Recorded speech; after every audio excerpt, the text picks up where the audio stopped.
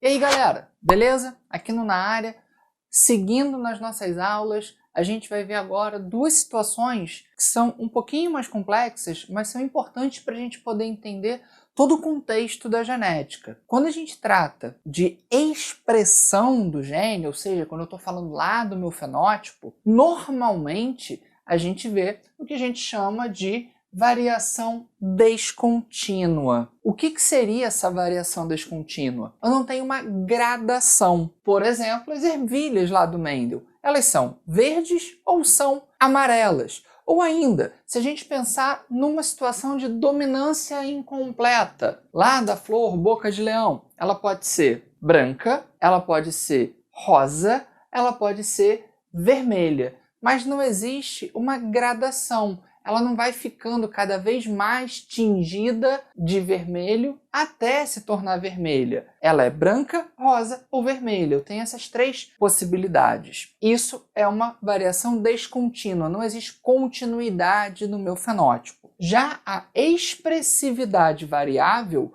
ou simplesmente variação contínua, mostra para mim que eu vou ter uma gradação entre aqueles fenótipos. Então, por exemplo, a braquidactilia. Braquidactilia é uma alteração nos dedos que a pessoa tem. Eles podem ser mais curtos que o normal, podendo inclusive ter ausência de dedos por conta disso. Então eu posso ter o dedo um pouco mais curto, muito mais curto, ou não ter o dedo. Percebam o seguinte, eu posso então ter a expressão completa daquele meu gene, uma expressão moderada daquele meu gene, uma expressão mínima daquele gene, ou simplesmente ter o gene e ele não se expressar. Ter o gene e não se expressar já cai num outro ponto importante para a gente, que é a penetrância. Quando trato de penetrância, eu estou dizendo o quanto aquele gene é capaz de se expressar quando ele é presente. Se eu estou falando de um alelo dominante, a gente até agora estava falando, o dominante sempre se expressa. Porém, para ele sempre se expressar, para ele ter uma expressão de 100%, significa que eu estou falando de uma dominância completa, ou seja, ele tem uma penetrância de 100%. Ele sempre vai se expressar. Agora, eu posso ter variações nessa penetrância. E aí, nós temos a chamada penetrância incompleta. Na penetrância incompleta, eu posso ter indivíduos que têm o alelo, mas não expressam aquela característica, que é o que a gente viu aqui, ó, nessa situação. Eu tinha o indivíduo com a expressão máxima, ela moderada, ela mínima, e ele tendo o alelo, mas não tendo expressão, porque tem uma penetrância incompleta. Para a gente entender melhor penetrância incompleta, eu trouxe uma questão. É uma questão que vai envolver o cálculo um pouquinho mais chato, mas ainda assim não foge do que a gente falou até agora. As manchas na joaninha são determinadas pelo alelo emisão, que possui penetrância de 70%. O que isso quer dizer? Que 70% das joaninhas que têm emisão terão manchas lá no seu élitro, naquela asa externa, aquela parte mais durinha que recobre as asas. Os outros 30%, mesmo tendo emisão, não vão apresentar essa característica. Ele não se expressará nesses indivíduos. Determine o percentual que apresentará manchas no cruzamento de dois heterozigotos. Então eu vou cruzar dois heterozigotos e vou determinar qual é o meu percentual de indivíduos que vão apresentar as manchas. Isso vai fugir um pouquinho daquela expressão normal que a gente tinha visto na primeira lei. Primeiro fazendo o cruzamento.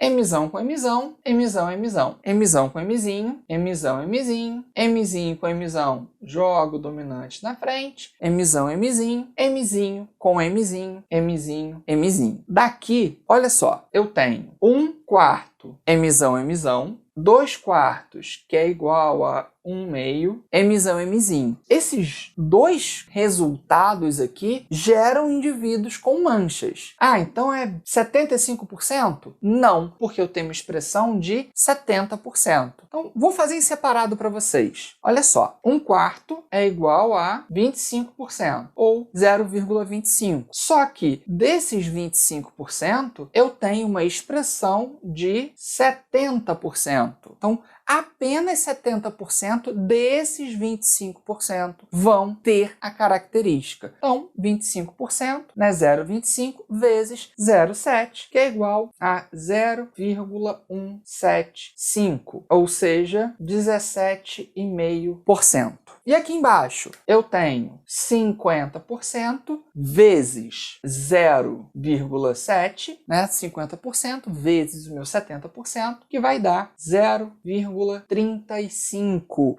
0,35 igual a 35%. Então, desses 50%, somente 35% terão as asas manchadas. Desses 25%, somente 17,5% terão as asas manchadas. Eu fiz em separado, poderia ter feito tudo junto, tá? Se eu olho para o cruzamento, eu vou dizer que 75% tem as asas manchadas. Quando eu considero a minha penetrância de 70%, o meu resultado, eu vou somar 17,5 com 35. Isso aqui dá 52,5%, tá? 52,5 é exatamente 70% de 75. Então, o que eu estou dizendo para vocês? Que quando eu faço o cruzamento dos heterozigotos, eu vou esperar 75% de joaninhas com asas manchadas. Porém, como esse gene tem uma penetrância de 70%, esse número cai e eu tenho apenas 52,5%